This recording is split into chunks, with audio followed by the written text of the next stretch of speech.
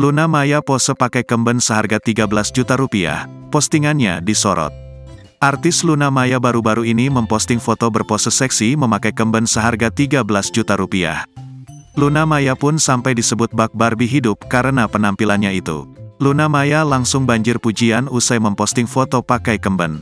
Hal tersebut diketahui dari akun Instagram @lunamaya pada Minggu, tanggal 24 September tahun 2023. Luna mengunggah fotonya tengah berpose seksi memakai kemben harga jutaan rupiah.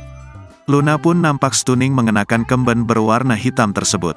Tak hanya itu, kekasih Maxime Boutir ini juga mengikat rambut hitamnya.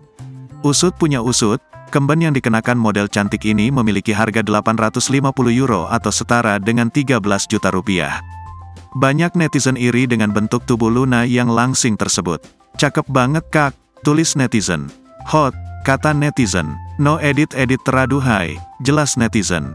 Luna kehidupannya terus menjadi sorotan usai ketahuan memiliki hubungan dengan Maxime. Ia pun sudah berlibur bersama dengan mantan Prilly Latukonsina itu. Meski begitu, Luna sempat mengaku belum ada rencana ke jenjang serius dengan Maxime.